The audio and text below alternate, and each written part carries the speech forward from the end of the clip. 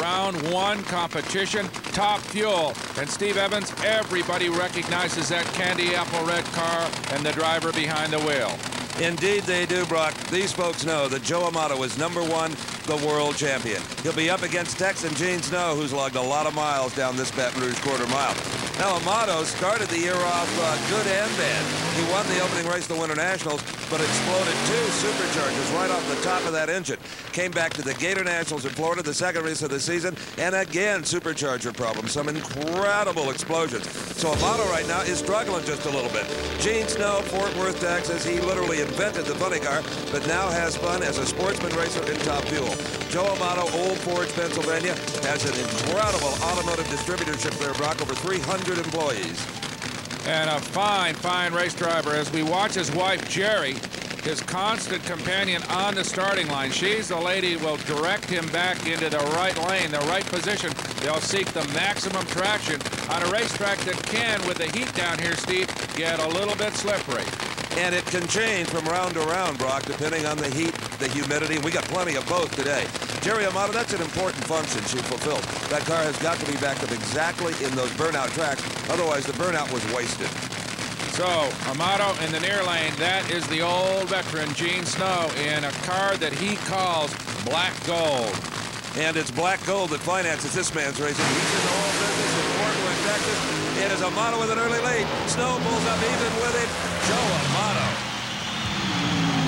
Jerry looks on as the scoreboard flashes a 567, 245-mile-an-hour victory for the man from Pennsylvania. A fine, fine drag race all the way. 2 professionals doing an excellent job of controlling these 3,000 horsepower monsters. They come out almost together. At the 8th mile mark, Joe Amato has pulled out maybe a half a car length lead. Then it's Gene Snow who makes a terrific top-end charge, but not enough. Joe wins it, Steve's with him. Well, Joe Amato, you enjoyed a 300th of a second hole shot right off the line, a 567, put you in round 2. Well, Steve, that was a good run. The track seemed to have slowed down a little bit today, so we're kind of anxious to see what Garlits runs against Connie Kalitta, because lane choice might be important, but the important thing is how fast they run. You know, we slowed down a little bit, but we thought we would. Well, in this heavy air, only in the 240s. Yeah, well, I shut it off a little early, because, you know, when you're into the race, you want to save the motor for the next round. We've been plagued with some blower problems, so we're really trying to win the race. Well, there's been 3 races this season. You've made the finals of all of them. Going to do it again today? Well, you know, we don't want to make no predictions. The next round's really probably going to be we feel the final. Okay, Joe Amato. Oh, you heard him say it. Joe is starting to get a little gun-shy about those blower explosions. Maybe you ought to talk to this man, Steve Evans, who has had every possible thing happen to him on a drag strip and still continues to win in his middle 50s. Well, you're, of course, talking about Don Garlits, Big Daddy. He is up against Connie Kalitta. You're looking at 55 years worth of drag racing experience. Now, don't worry about the smoke coming out of Garlits' engine there, you Garlits fans. It does that, it seems like, every round. Connie Kalitta, an old friend and an arch rival from Ypsilanti, Michigan, a race car driver and a professional pilot, owns a flying service. Don Garlits, professional drag racer and currently the operator of the Don Garlits Museum of Drag Racing in Ocala, Florida.